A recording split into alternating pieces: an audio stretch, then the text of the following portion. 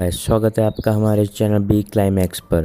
तो गाइस आज मैं एक्सप्लेन करने जा रहा हूँ द स्लेट माउंटेड वुमेन, जो कि 2007 में आई और इस मूवी की IMDb रेटिंग सिर्फ 6.6 आउट ऑफ 10 है, विच प्रेटी गुड।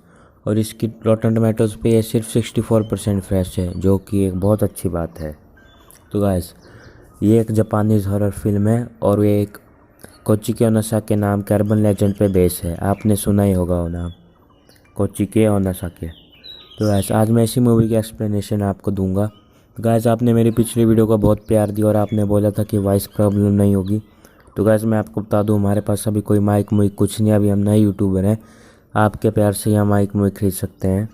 तो गाइस अच्छी आवाज़ के लिए माइक होती है, सिंपली यही है। तो गाइस आप 2-3 वीडियो और रुकिए, फिर मैं अच्छी आवाज़ ज़रूर करूँगा।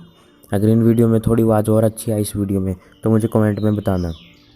तो खैर आपका टाइम ज़्यादा वेस्ट न करते हुए बढ़ते हमारे एक्सप्लेनेशन की ओर। मूवी की शुरुआत होती है और हम देखते हैं कि तीन student the slate mounted women के बारे में बातें कर रहे होते हैं, जिसका नाम होता है एना।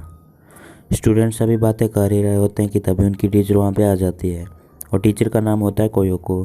फिर वो टीचर उन्हें अपने घर जाने को कहती है। तभी वहाँ पे बड़ा अर्थक्वेक आ जाता है और हमें कैबिन से एक लेडी को बाहर आते देखते हैं।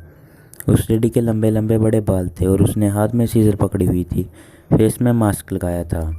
मास्क के नाम से ही नफरत हो गई है। अरे बी तू फिर से एक्सप्लेनेशन के बीच में आ गया यार। अरे सुन तो सही मेरे साथ क्या हुआ। अरे बोल ना जल्दी, क्या हुआ? मुझे आज मेरे टीचर ने बहुत मारा। अरे तूने गलती की है तो हमेशा गलती करता है, इसलिए मारेंगे ना, पूछेंगे तुझे। अरे मैंने कुछ नहीं किया। अरे अरे रो मत यार, रो मत यार, तू मेरा टाइम वेस्ट क्यों कर रहा है? डॉक्टर ले और जा यहाँ से। Thank you. अब देखो कैसा हंस रहे हैं, बेशरम। चलो यार मैं जाता हूँ, तो एक्सप्लेन कर। हाँ हाँ, तो उसका मास्क मास्क अरे स्कूल तो बंद है, ये कहाँ से चला गया? अबे साले भी इधरा, अबे इधरा, मैंने क्या बोला तुझे, इधरा। बाय। साला बुद्धू बना के गया, अगली बार नहीं छोड़ूंगा। चलो खैर,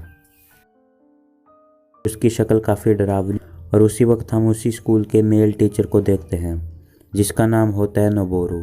नोबोरू को एक आवाज़ सुनाई देती है और ये कि एम आई प्रेटी, यानी क्या मैं खूबसूरत हूँ। और फिर हम 3 बच्चों को देखते हैं जो उस लेडी यानी ओना को ढूंढने वहाँ पर आए होते हैं। वो बच्चे उस लेडी के लिए वहाँ पे वेट कर रहे होते हैं, क्योंकि उनका मानना था कि ओना डेली शाम 5 बजे यहाँ पे आती है। वो बच्चे अभी बात कर ही रहे थे कि तभी ओना आके उन तीनों में से एक बच्चे को आके पकड़कर अपने साथ ले जाती है। ये देखकर बाकी दोनों बच्चे काफ़ी डर जाते हैं। उस बच्चे के मिसिंग होने की वजह से स्कूल में ये डिसाइड किया जाता है कि सब स्टूडेंट्स को ग्रुप बनाकर उन्हें उनके घर भेजा जाएगा और ये रिस्पॉन्सिबिलिटी टीचर कोयोको और नोबोरू की लगाई जाती है।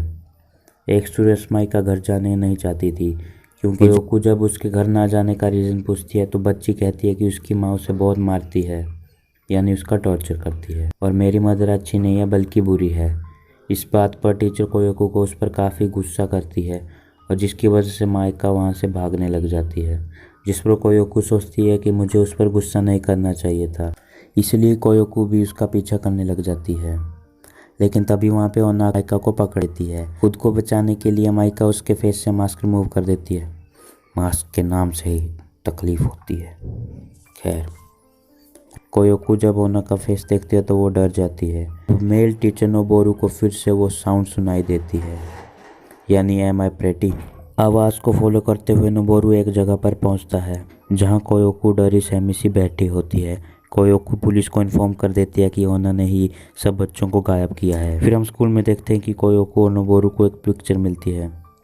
जो लड़की उस पिक्चर में थी वो सेम एना जैसी ही लग रही थी। नोबोरू कहता है कि ये पिक 30 साल पुरानी है। उसे फिर से वही आवाज़ सुनाई देती है, एम आई प्रेटी। और वो कोयोको नोबोरू आवाज़ को फॉलो करके घर तक पहुंच जाते हैं और वो दोनों घर के अंदर चले जाते हैं। अंदर जाकर वो देखते हैं कि एक लड़की को उन्होंने पकड़ रखा है। ओना उस लड़के को मारने वाली थी कि तभी दोनों उसकी जान बचा लेते हैं। कोयोको ओना को चाकू से स्टैब करती और उसे मार देती है। वो देखते हैं कि जिसे कोयोको ने मारा है वो एना नहीं बल्कि उस बच्चे की मदर है, जिस बच्चे की जान उन्होंने अभी अभी बचाई थी। और बच्चे की मदर को उन्होंने पोजेस कर लिया था। असल में ओना मरी ही नहीं थी, वो जिंदा थी और आज़ाद हो जाती है। एना जब किसी को पोजेस करती है तब उसे तेज़ खांसी होने लग जाती है।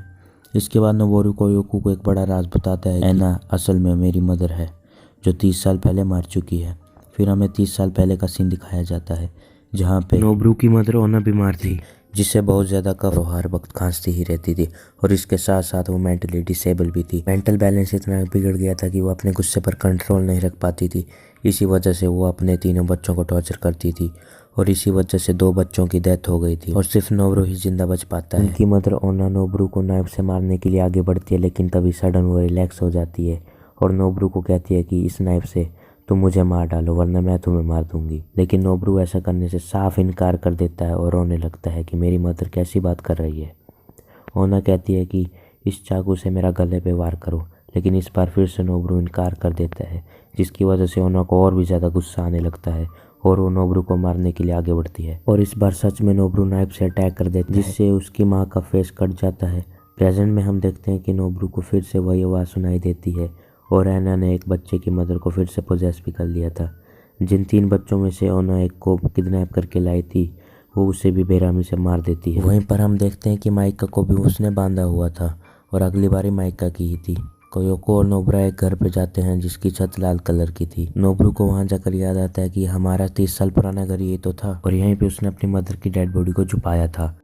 वहां जाकर नोबरू को याद आता है कि उसकी मदर ने उन्हें गले पे स्टैब करने को कहा था, लेकिन नोबरू ने ऐसा नहीं किया और उसके फेस को ही काट दिया और उसे स्लिट माउथ वुमेन बना दिया। इसी वजह से वो इस सब का बदला ले रही है। दोनों टीचर माइका को बेसमेंट में ढूंढ लेते हैं। वो वहाँ से वापस आने लगते हैं कि तभी वहाँ ओना आ जाती है और वो अपने बेटे नोबरू पर अटैक कर देती है। इसके बाद वो माइका की तरफ आगे बढ़ती है।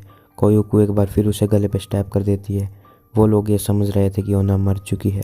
तभी वहाँ पे माइका की मदर आ जाती है जो कि अपने बेटी को ढूंढने वहाँ आई थी और ओना भी उसे पोजेस कर लेती है। ऐसा नेक पे वार करने की वजह से हुआ था। ओना तभी मर सकती है जब उसका अपना बेटा नोबोरू उसे जान से मार डाले। माइका की पोजेस्ड मदर अपनी बेटी माइका को मारने के लिए आगे बढ़ती है कि तभी पीछे से नोबोरू उस पर अटैक कर देता है और इस बार वो उसका गला काट देता है। इस सब के दौरान नोबोरू भी काफ़ी इंजर्ड हो जाता है। वो कोयोको और माइका को बाहर जाने के लिए बोलता है और वो दोनों सही सलामत बाहर आ जाते हैं। फिर वहाँ काफ़ी तेज अर्थक्वेक आता है जिसकी वजह से वो घर तबाह हो जाता है। कुछ दिन बाद हम देखते हैं कि कोयोको अपनी बेटी से मिलने जाती है और वो अपनी बेटी को सॉरी बोलती है क्योंकि कोयोको भी अपनी बेटी को टॉर्चर किया करती थी। दोनों माँ बेटी एक दूसरे से गले मिलते हैं। तभी कोयोको को खांसी होने लगती है क्योंकि ओना उसको भी पोजेस कर चुकी थी। इसी के साथ ये मूवी यहीं पे ख़त्म हो जाती है।